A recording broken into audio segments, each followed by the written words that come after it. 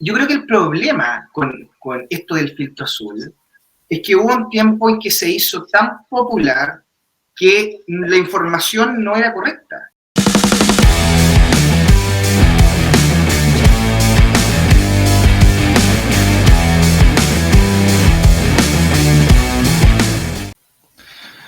Hola colegas y profesionales de la salud visual, mi nombre es Luis Gómez, soy tecnólogo médico con mención en oftalmología y óptico-contactólogo, y en esta oportunidad les tengo un entrevistado al cual yo admiro mucho el trabajo que está realizando en el área de la baja visión.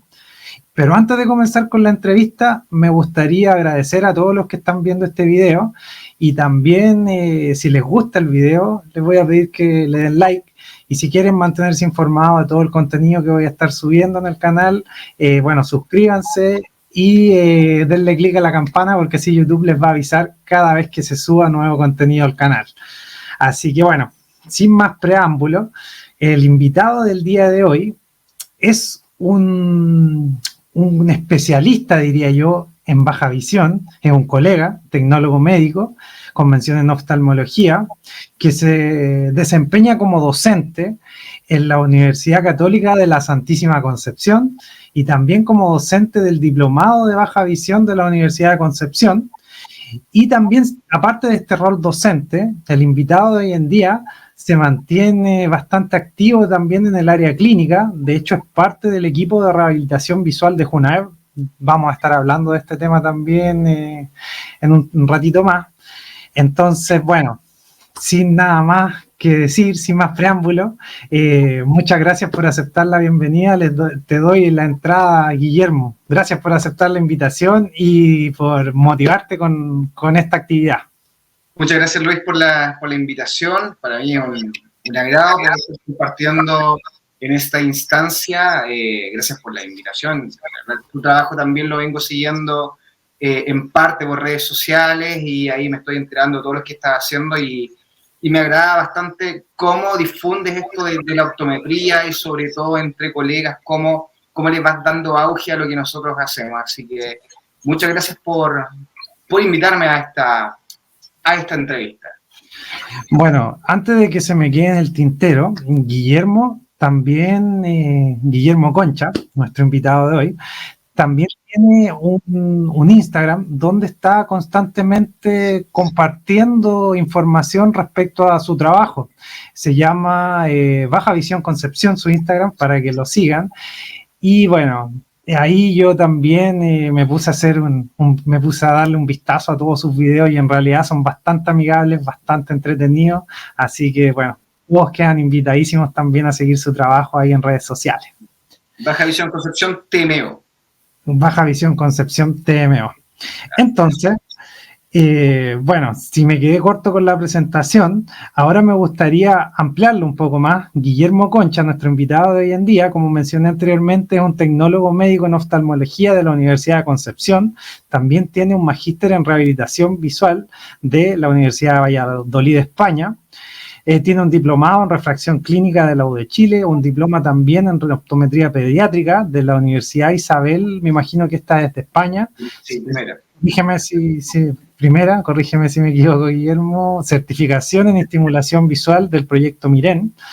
Tiene una certificación también en realidad aumentada RetiPlus, que eso yo, según tengo entendido, son las tecnologías una de las tecnologías que va más a la vanguardia en baja visión. Y tiene un diploma en metodología de la investigación y publicaciones académicas, del que también estuvimos hablando hace poquito con Guillermo. Entonces, se puede ver en tu currículum que te gusta bastante la baja visión, que es una de tus especialidades, pero también podemos ver que te gusta la optometría. Entonces, cuéntanos un poquito más de tu historia, pues, Guillermo. ¿Cómo ha sido tu camino? A ver, mira, a mí de estudiante siempre me fascinó la optometría. De hecho, como que con mi grupo de compañeros, de amigos, era como, cada uno tenía su área y sabían que yo era el de la optometría, que me gustaba, me encantaba, ¿ya? Siempre me gustó esa área, el tema de estar a cargo de un paciente, del manejo clínico, de tener la responsabilidad de una tarea, me encantaba siempre.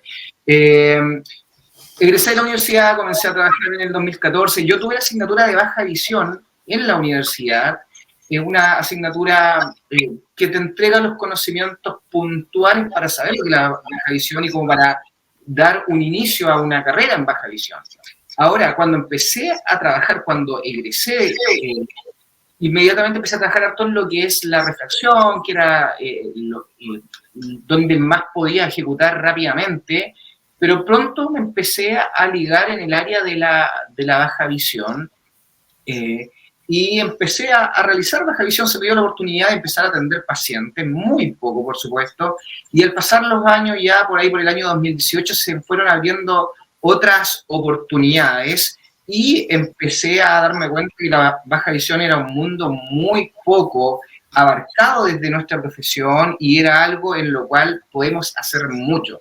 Entonces decidí empezar a tomar cursos, otros cursos que obviamente no están nombrados ahí también, diplomas, luego empecé a trabajar en este proyecto de JUNAEP, de atender a pacientes que pertenecen a la JUNAEP, que son, tengo entendido que este programa lo ven en distintos lugares, no solamente en Chile.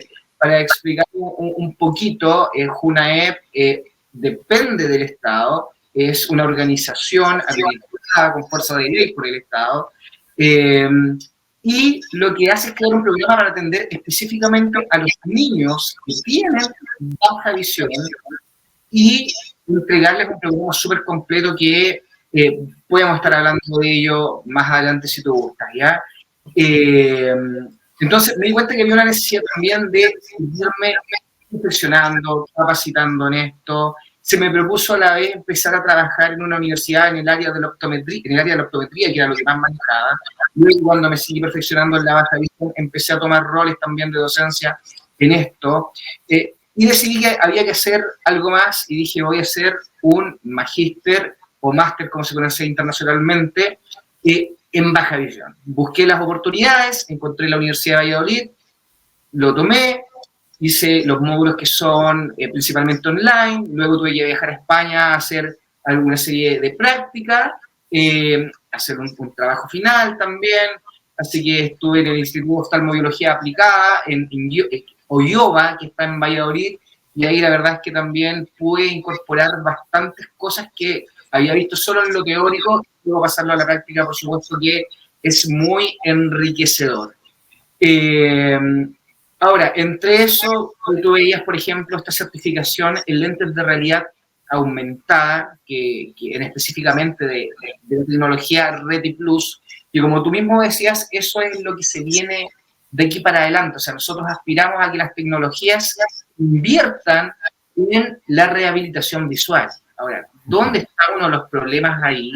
En que, por supuesto, no son elementos de alta demanda y por lo tanto son bastante costosos. ¿Ya? Yo creo que esa es una de las limitaciones, pero sin duda estas tecnologías, que es ocupar la realidad aumentada principalmente, que es un concepto distinto a la realidad virtual, apunta a realizar también una parte de las posibilidades que existen de la rehabilitación en estos pacientes con baja visión. Y eso, todo lo que sea baja visión me fascina en realidad, y la docencia también, estoy haciendo un diplomado en docencia también que considero que es bastante importante siempre estarnos perfeccionando en todas las áreas que abarquemos. Totalmente de acuerdo, Guillermo. Bueno, para partir ya con la entrevista, la primera pregunta yo creo que es una pregunta bastante importante para todos los que en el fondo siguen este canal, porque este es un canal que en el fondo, o el contenido principal del canal es la optometría. Entonces, como una pregunta que yo creo que es casi obligada, ¿cómo es tu relación con la optometría actualmente, Guillermo? Yo le ejerzo bastante. A ver, bueno, de partida, como soy académico de la Universidad Católica, ahí realizo clases de optometría tanto en componente teórico como componente práctico. Entonces estoy constantemente a los alumnos enseñándoles a ejecutar la optometría, llevo todo el proceso de aprendizaje junto a otros colegas, por supuesto, lo que son los 2 semestres que tienen totalmente de optometría, y aparte tengo un día fuera de la universidad donde lo dedico exclusivamente a atender pacientes desde el área optométrica. O sea, me mantengo siempre en eso y siempre tratando obviamente de mantenerme con la mayor cantidad de conocimientos en el área. O sea, eso es algo en lo que siempre estoy y que me gusta mucho. Bueno, no puede ser más idóneo entonces no puede ser más idónea entonces tu presencia en el canal, Guillermo, porque bueno, con conectar la optometría y la baja visión, yo creo que es bueno, es fundamental, yo creo, para abordar de mejor manera. Tú sabes que la baja visión todo el rato juega con la óptica y con la optometría. Mucho. O sea, para mí es fundamental como base la optometría para la baja visión. De hecho, no sé si sabía, en Estados Unidos, por ejemplo, la baja visión, perdón, es una especialidad de la optometría. Yo hablaba la otra vez con una optómetra norteamericana, estadounidense, y me comentaba, y claro, ella es especialista en baja visión, estudió optometría y luego tenía que especializarse en una de las áreas, y su especialidad era baja visión, y esto va muy conectado en realidad. Va muy conectado el trabajo de rehabilitación con la optometría que podemos aplicar ahí. Bueno, vamos ahora a una pregunta quizá un poco más directa, más difícil, pero importante. Mira, esta imagen yo la saqué de tu Instagram, ahí se puede ver cómo tú trabajas con los filtros, que son bastante utilizados en el área de la baja visión. Y con esa imagen de fondo, porque a mí me parece un trabajo maravilloso esto de los filtros, cómo actúan las tecnologías, todo esto de la polarización de la luz y cómo lo ocupamos para eliminar el deslumbramiento, cosas así, me parece fabuloso. De hecho, del área de la baja visión me parece un área fabulosa porque consigue cosas con los pacientes bastante bonitas cuando llega a un resultado, un buen resultado. En ese sentido, ¿por qué consideras que en Chile no son muchos los colegas que se dedican al área de la baja visión? De hecho, no sé, yo tengo comentarios de colegas que me dicen, pucha, la baja visión todavía no prende, como que no hemos conseguido como potenciarla tanto como nos gustaría, comentarios así. Entonces, ¿qué opinas tú al respecto de estas cosas que te estoy diciendo y por qué crees que no son tantos los que se dedican al área de la baja visión? Sí, lo que tú comentas es cierto, no es mucho quienes se dedican a la baja visión. Ahí esto tiene que ver con altos factores. Ya, uno de ellos tiene que ver también con la cantidad de pacientes que tienen baja visión en Chile. O sea, si nos comparamos con países que más o menos estén similares a nivel social como nosotros, podríamos hablar de que aproximadamente el 2% de la población tiene baja visión. Entonces, si hacemos cálculo y consideramos que en Chile somos, por ejemplo, unos 20 millones de personas, estamos hablando que un 2% no es más de 400.000 personas con baja visión distribuidas en esta hermosa franja de tierra que tenemos, ¿verdad? Lo cual hace que en realidad, y de acuerdo a las concentraciones también que hay en distintas ciudades, que son bastante variadas, no es tanta la cantidad de personas que tienen baja visión si lo comparamos a la cantidad de pacientes que requieren un tratamiento oftalmológico u optométrico tradicional, que por supuesto que los colegas van a encontrar un nicho mucho mayor en lo tradicional, en la optometría clásica. ¿Ya? Entonces, desde ese punto de vista, la baja visión nos oferta una menor cantidad de pacientes para atender. Yo diría que ese es un punto. Otro punto tiene que ver con el desconocimiento que existe acerca de la rehabilitación visual, y esto es tanto en la población general, que no saben que existe una rehabilitación visual para casos donde hay baja visión, y partiendo también porque hay un desconocimiento general sobre que existen personas con baja visión. Y eso uno lo puede ver, por ejemplo, cuando se hace la clásica crítica de la persona que anda con bastón en la calle y luego ocupa el celular para ver algo. Entonces dicen, no, esta persona es un farsante, es una persona que está mintiendo. Y ese concepto de que hay personas que pueden ver muy poco, pero que pueden ver algo, no está tan popularizado, no es de mucho conocimiento. Entonces, hay un desconocimiento de la población en general. Hay un desconocimiento también de la parte de los médicos oftalmólogos, de que existe esto de la baja visión, Y los médicos oftalmólogos es muy importante dentro de la baja visión porque son el ente principal derivador de estos pacientes. Ideal es que cuando estos pacientes ya no tienen ninguna otra posibilidad de tratamiento farmacológico, quirúrgico, sean derivados a un programa de rehabilitación visual donde los atienda un especialista en baja visión, y muchas veces quedamos hasta ahí nomás porque no existe este conocimiento para derivar de que se puede realizar esto. Ahora, esto beneficiosamente ha ido cambiando en los últimos años. El conocimiento de esta disciplina sí ha ido aumentando y hay un trabajo de quienes vienen de muchos años atrás realizando esta función y se ha masificado mucho más el conocimiento ya mismo entre los colegas, incluso entre los oftalmólogos.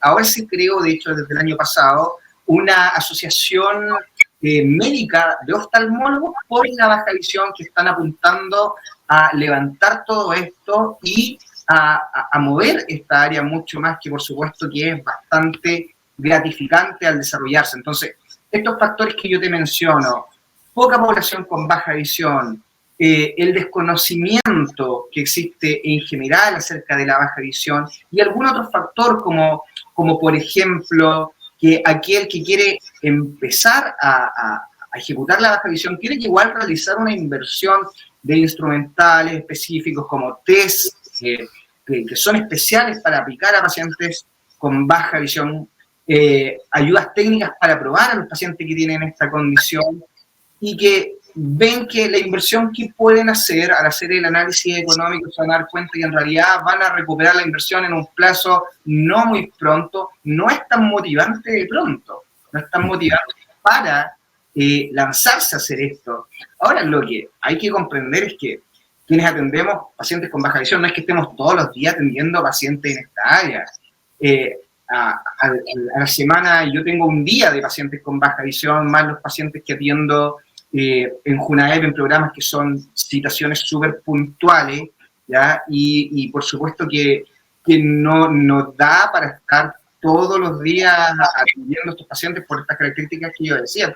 Pero, por supuesto que esa retribución gratificante que se da paga totalmente el vivir la experiencia de estar atendiendo a estos pacientes. Ahora, mira, sin embargo, yo recomiendo a los colegas que se capaciten en baja visión, porque yo creo que a todos nos ha pasado que en la consulta tradicional optométrica llega siempre, o yo creo que a la mayoría le ha pasado, ha llegado un paciente que tiene baja visión, que está con una patología, o que de pronto hacen operativos, y llega un paciente que tiene baja visión, esta condición. Lo importante es saber identificarlo, y si estamos preparados podemos darle soluciones, porque si no sabemos qué hacer con ese paciente, lo más probable es que le digamos, no hay posibilidad de hacer algo más, no hay, o lo derivamos a quien conocemos que pueda ayudarlo, pero el tener el conocimiento nos puede permitir, por ejemplo, prescribirle un lente especial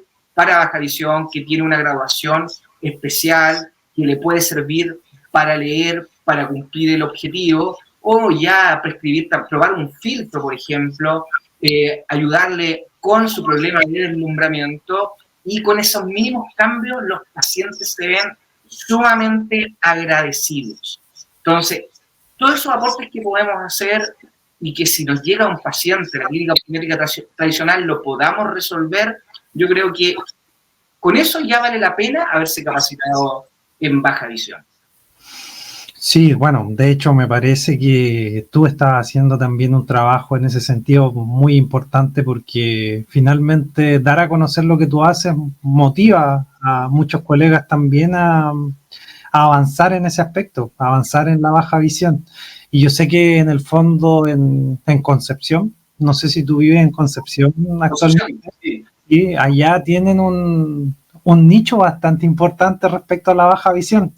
Pero, por ejemplo, acá en la zona centro, en algunos casos hasta me costaría encontrar a algún colega a quien, si yo quisiera derivar incluso, ni siquiera yo hacerlo yo, sino que derivar a algún colega que sepa más, hasta eso sería difícil porque no, como tú dices, quizás las motivaciones no están, o quizás conocer el trabajo mejor podría también permitir valorar otras cosas que son maravillosas. que tú también das a conocer por ahí, o yo tuve la suerte de que compartimos un curso de optometría pediátrica donde tú mostraste tu trabajo y no, muy bonito en realidad y bueno, no todos los pagos son en dinero. En dinero, efectivamente. La experiencia de pronto también te deja ahí un pago que no se monetiza.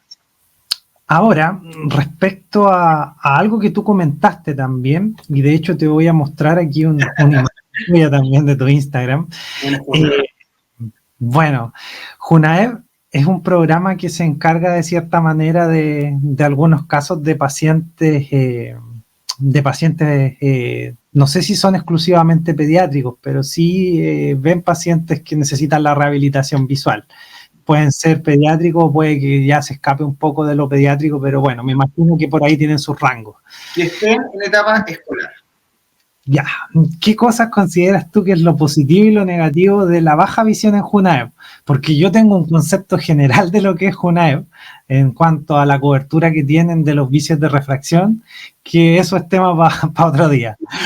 ¿Cómo funciona respecto a la baja visión y cuál es tu opinión al respecto, Guillermo? Mira, en la experiencia que tengo, Luis, atendiendo desde el año 2019, en específico a niños, adolescentes, ya más jóvenes, que son estudiantes que pertenecen a algún establecimiento educacional que tiene algún tipo de subvención o que pertenece directamente a un sistema gubernamental, te podría decir que hay más factores positivos que negativos, muchos más factores positivos, y a mí por lo menos siempre me gusta resaltar lo positivo, haciendo obviamente las críticas necesarias con la pertinencia prudente a lo negativo, lo que respecte, pero tiene muchas cosas positivas. Mira, consideremos que este programa entrega una evaluación a aquellos jóvenes, niños, decíamos, toda esta población que tiene baja visión y que es totalmente gratuita. Esta atención consiste en la atención por un especialista, tecnólogo médico, que esté especializado en baja visión, y luego sesiones con rehabilitadores visuales. Porque consideremos que uno puede prescribir una ayuda óptica desde un anteojo especial a una lupa, un telescopio, y la simple prescripción no va a ser, el entregarle esa ayuda no va a ser una tarea fácil de adaptación para este paciente, sino que viene todo un proceso de aprendizaje donde ahí el rehabilitador es importante. Entonces, todo este programa es gratis, se entrega como un beneficio donde el niño no tiene ningún costo. En primera parte, como te comentaba, la atención, pero en segundo lugar, las ayudas que uno prescribe también son gratis. O sea, los pacientes no pagan absolutamente nada y estamos hablando de artículos que tienen un elevado costo comercial. O sea, hablamos de algo sencillo como una lupa especializada, de buena marca, que sus costes rodean los 100.000 pesos chilenos. Si queremos entregar información, ¿verdad?, a otros países, estamos hablando de $100. Lo bueno del dólar, el euro y los 1.000 pesos chilenos, que los podemos hacer la conversión súper fácil. Sí. Un lente con filtro bordea los 180.000 pesos, $180, lo cual se le entrega gratis al niño. Un telescopio bordea los $350, 350.000 pesos chilenos, e incluso se entrega una tecnología súper sofisticada, que es un telescopio que se denomina telescopio bióptico horizontal de la marca Ocutech, que bordea los 2 millones de pesos chilenos. O sea, estamos hablando de $2.000, y eso va totalmente gratuito al beneficiario.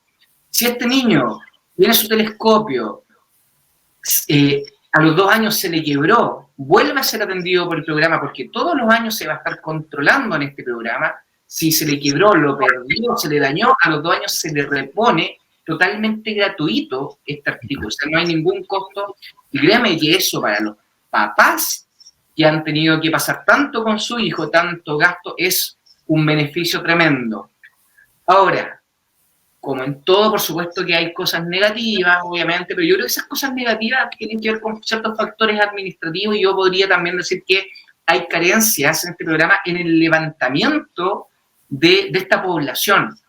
Porque, a ver, el protocolo de Junaed establece que los alumnos que se van a atender tienen que venir derivados por el médico oftalmólogo de la Junaed desde la atención de vicios de refracción, o por el tecnólogo también desde la atención de vicios de refracción, que capte a estos niños y los envíe a este programa. También se podrían incorporar niños que son derivados desde médicos particulares desde el sistema.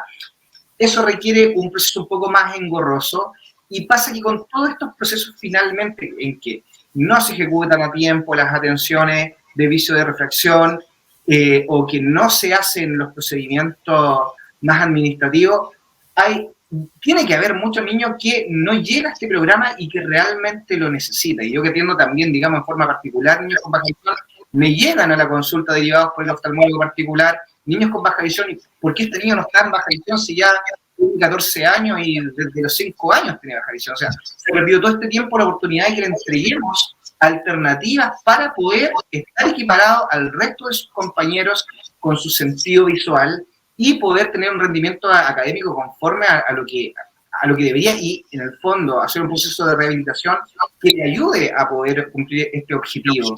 Entonces, yo creo que en eso queda bastante al debe, en la posibilidad de recoger toda esta cantidad de niños, ¿verdad? Hacer un levantamiento de todos estos niños que tienen la condición y que podrían ser atendidos en el programa. Igual me queda la sensación, sumando y restando, que es bastante positivo. Es bastante... Dando línea para la suma resta, no, sí. Es un estupendo programa. O sea, que ya esta entidad se preocupe de esta población tan específicamente e invierta todos estos fondos, yo te digo que ya habla de que es un programa muy, muy positivo. Así que no, sí, bacán. Nos quedamos contentos con la respuesta. Vamos ahora a algo más denso. Algo más complicado, como tiene este canal parte de eso.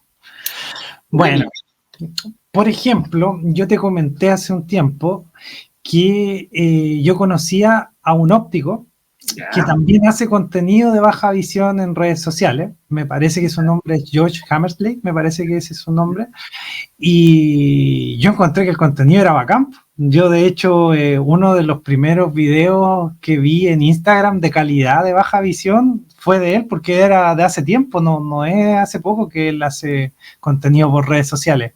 Y me pareció que tenía un muy buen manejo respecto a la óptica, las lentes positivas, negativas, diafragma de entrada, como lo explicaba.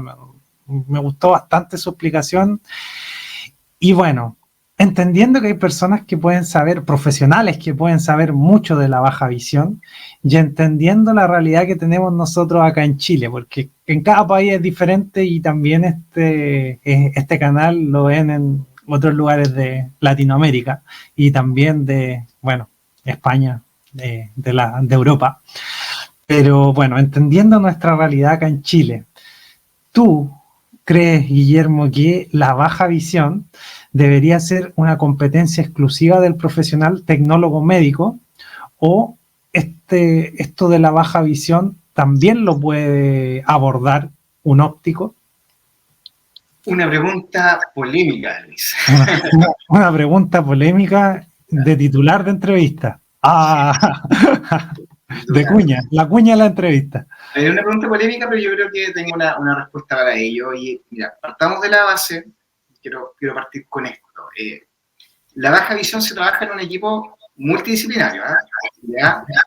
O al menos ese es el modelo que se ha abordado en Chile, que se creó en Uppsala, Suecia, por allá por la década del 70, donde dijeron un paciente de baja visión tiene que ser atendido con la derivación inicial del médico oftalmólogo, que detecta el caso ya de baja visión, lo atiende un especialista en baja visión para realizar todos los cálculos optométricos que sean necesarios y luego, una vez prescrito y hechas las pruebas necesarias, lo deriva a un rehabilitador, que un rehabilitador puede ser un educador diferencial o puede ser un terapeuta ocupacional especializado en baja visión, que en el fondo enseña a ocupar estas ayudas ópticas. Entonces, ya hablamos de que trabajamos en un equipo multidisciplinario y que no es competencia exclusiva del tecnólogo médico la baja visión, ya se trabaja en conjunto.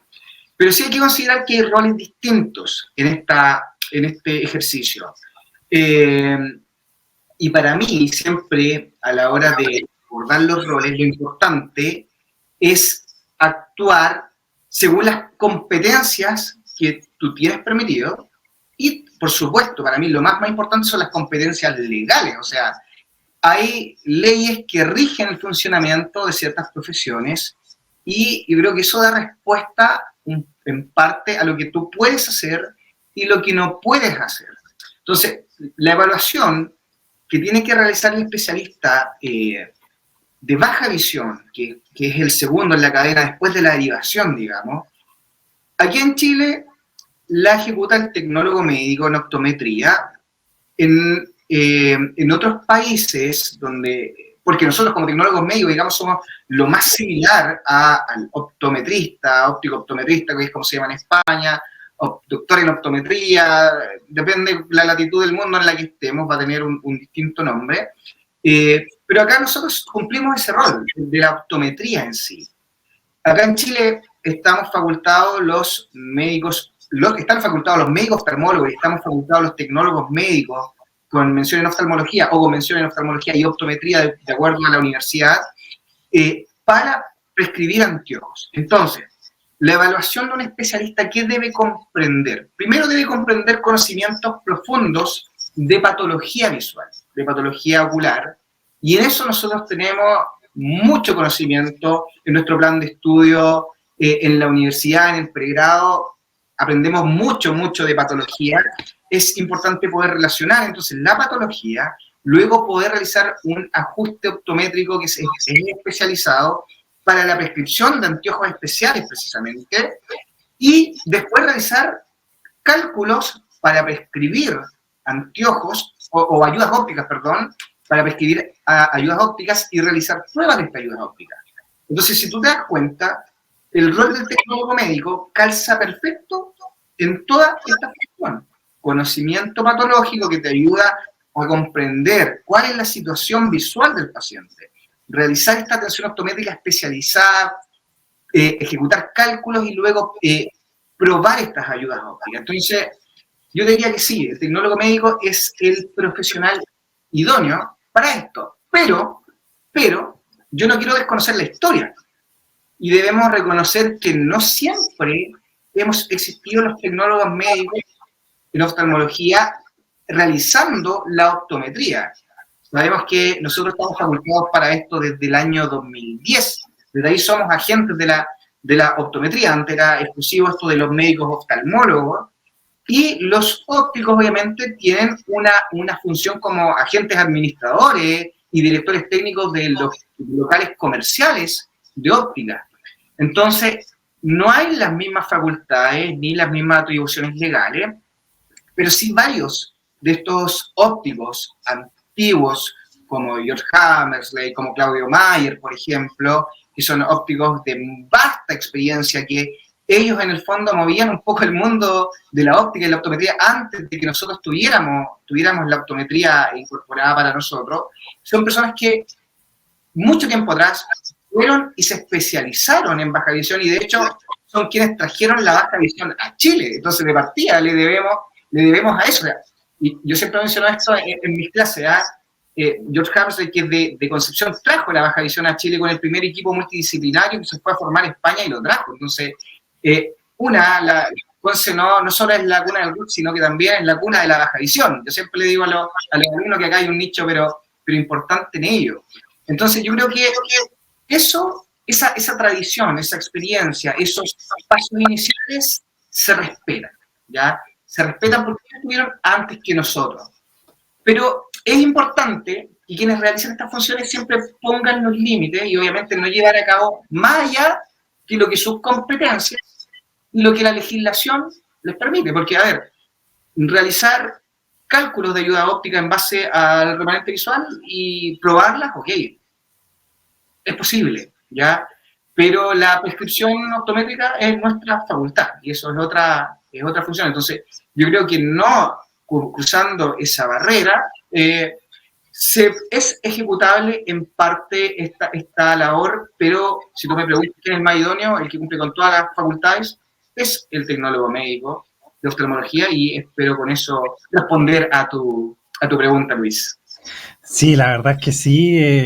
De hecho, en realidad me tocaste hasta el corazón, porque yo también soy óptico. De hecho, de primera profesión soy óptico contactólogo. Estudié en la PUCB por 4 años y medio y después fui tecnólogo médico estudiando 5 años más.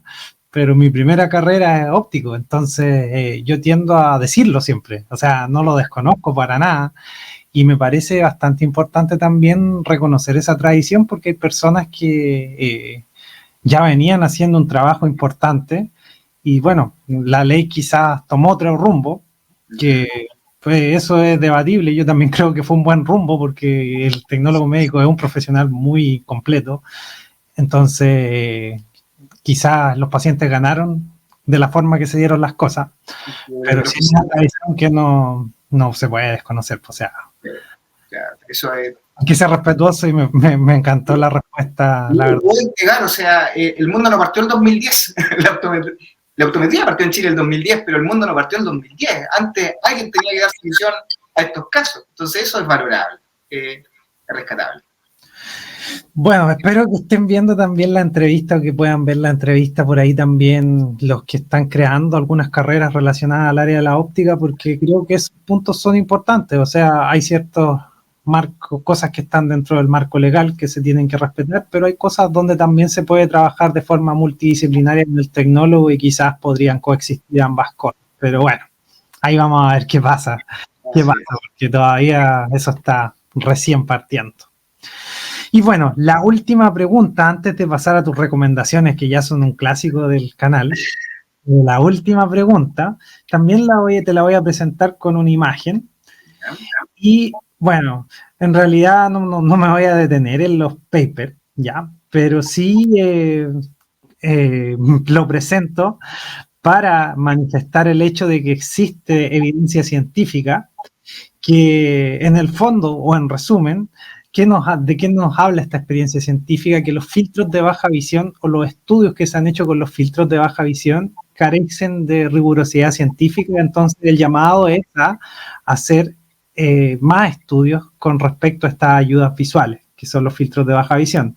Y por la parte del filtro azul, de hecho la del filtro azul que puse salió hace poquito, que es una revisión sistemática de la Cochrane Data. Es una revista que es me parece, puras revisiones sistemáticas, y también apunta a lo mismo, a que en el fondo no dice que el filtro azul no sirve, eso no lo dice la revisión, pero lo que sí dice es que faltan estudios de mejor calidad que avalen y de hecho hacen la invitación a que los profesionales de la salud hagan o realicen más estudios respecto a el filtro azul para poder entenderlo mejor. Entonces, bueno, y respecto a esto también hay hartos profesionales que opinan al respecto de este tema. Entonces, por supuesto que teniéndote a ti en esta entrevista como un especialista en la baja visión, y también te gusta mucho la optometría también, de hecho si eres especialista en la baja visión también igual eres especialista en la optometría, entonces ¿a quién mejor que qué mejor persona que hacerle esta pregunta que a ti? ¿Cuál es tu opinión respecto a los filtros de baja visión y filtro azul, considerando lo que yo te digo actualmente, que hay evidencia y estudios que en el fondo dicen que falta evidencia que los respalde? A ver, mira, mi opinión... Esa pregunta también es media polémica, pero yo creo que ya se ha ido pasando esa polémica, no lo sé. No es polémica, pero a ver, mi opinión es que efectivamente falta evidencia que lo respalde. ¿Ya? Partimos reafirmando esto. Falta evidencia que respalde, es que en realidad hay hartos conceptos respecto a los filtros. Hay evidencia que respalde, pero, a ver, hay cosas objetivas y hay otras subjetivas que tenemos que considerar, ¿ya? A ver, el objetivo, sabemos que la luz, ¿verdad?, es un espectro electromagnético conformado por distintas longitudes de onda.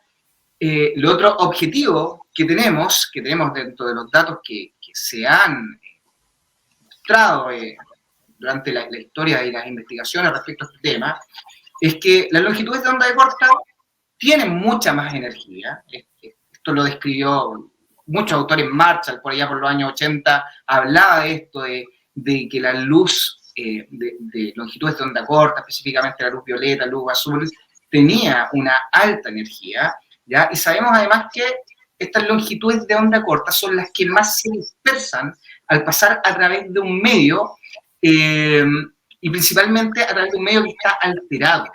Se produce mucha dispersión de la luz, y exclusivamente las longitudes de onda corta son las que más se dispersan. O sea, esto está mostrado en estudios de muchos lados. O sea, son los conocimientos que tenemos objetivos de esto, demostrados, digamos, por medio de la experiencia física del poder ejecutar.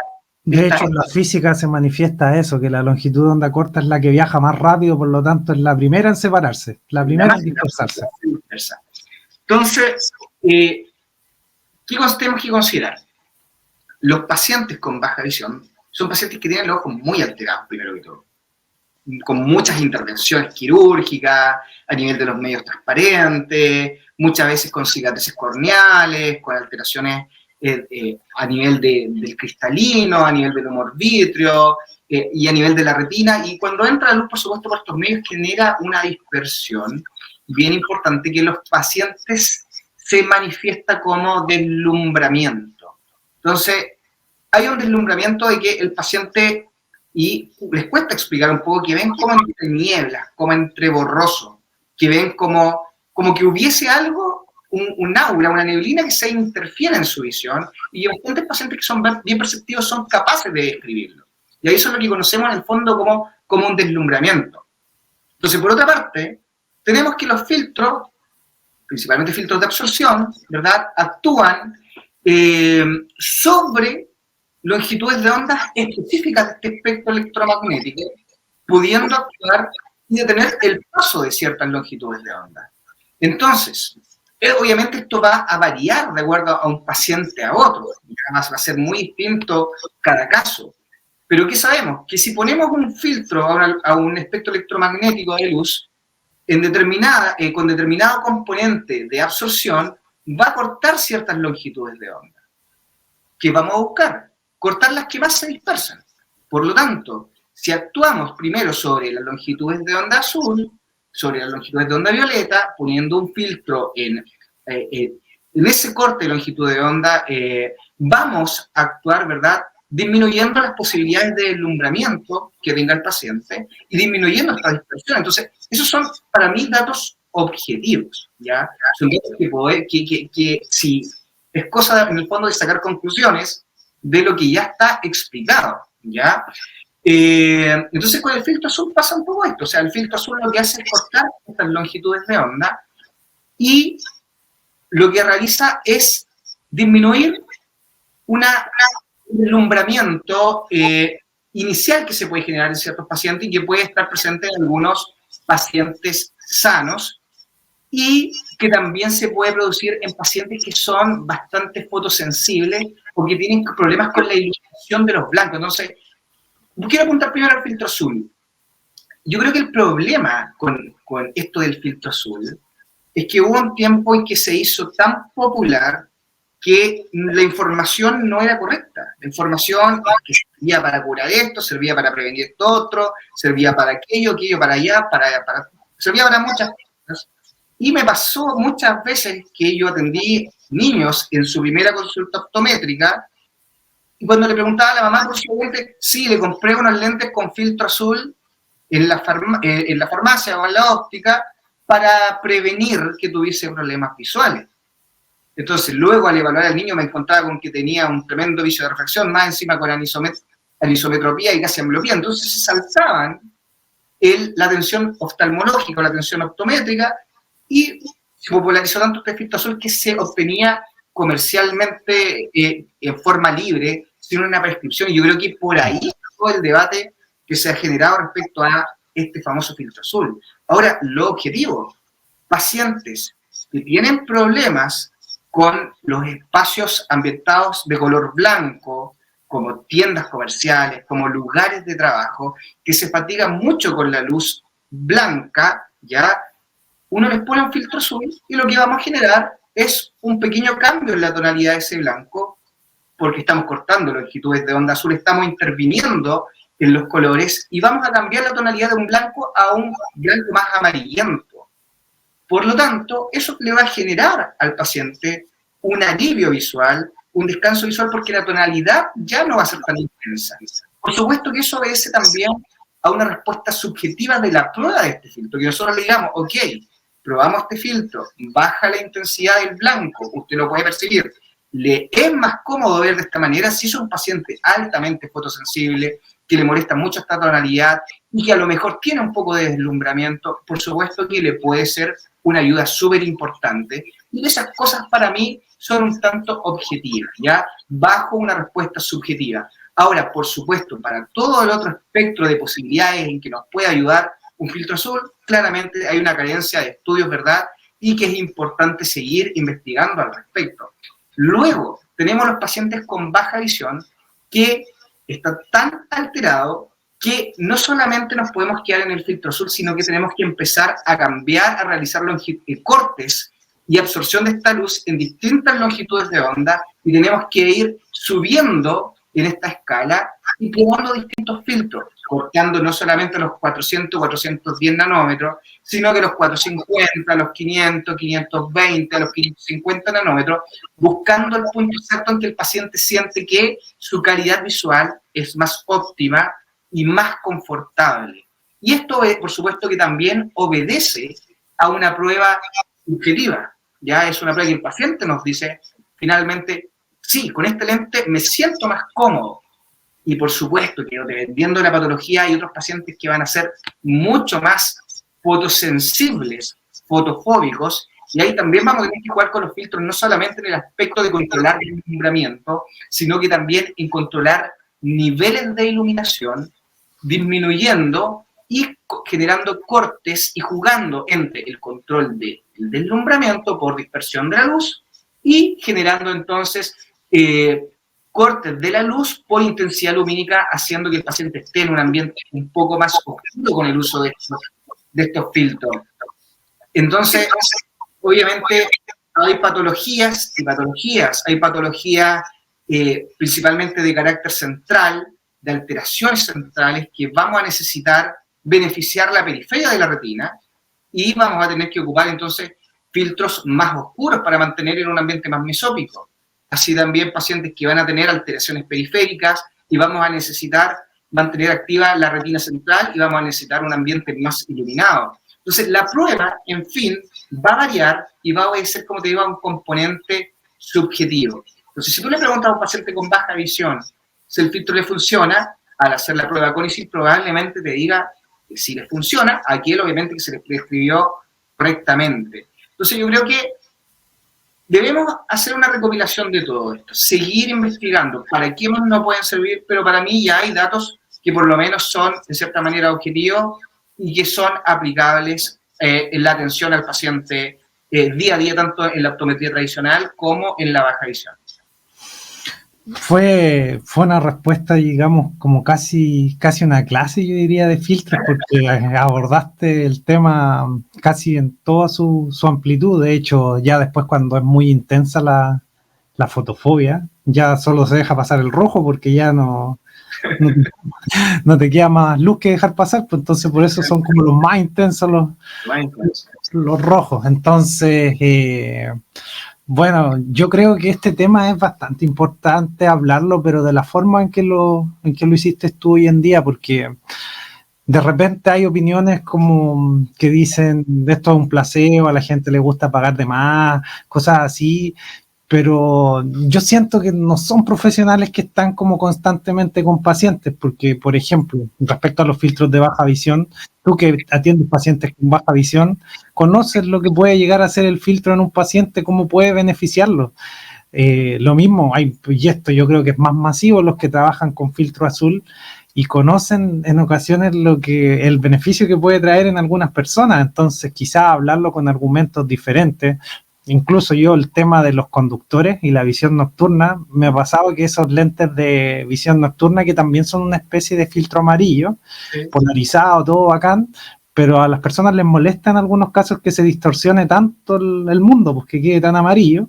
Entonces, en consecuencia, yo les doy un filtro azul de recomendación, que en el fondo es menos intenso que eso, pero igual es como lo primero, es como el primer... la primera alternativa, digamos. La primera alternativa y la primera... La estética, hay muchos pacientes que tienen este problema con la estética, que no quiero que mi lente sea amarillo, naranjo, rojo. Y el filtro azul les funciona súper bien, pues entonces soluciona el tema del deslumbramiento. Y yo digo, ¿cómo a nadie se le ha ocurrido antes de estas personas para que piensen o para que vean el filtro azul de otra manera? Y de repente lo que digo es que a lo mejor falta estudiar un poco más, pues para entender que el filtro absorbe ciertas longitudes de onda, que hay longitudes que viajan más rápido, que se separan más rápido y hay dispersión de la luz y eso afecta, molesta. Y si tú combates esto, tal como lo explicaste tú, no quiero ser redundante, pero... creo que en esta materia también falta quizás hablar un poquito más de forma seria y hablar un poquito más también con contenido y con digamos, argumentos más teóricos del tema de los filtros, porque si nos quedamos en puras opiniones, finalmente siempre estamos de una manera muy básica. Entonces, es por eso que yo también quise hacerte esta pregunta a ti, porque sabía que a ti también te gustaba mucho este tema de los filtros y bueno, en realidad nos diste un regalo a todos los que estamos escuchando esta entrevista, porque ahí nos diste información bastante importante de tu trabajo también, pues, con los filtros.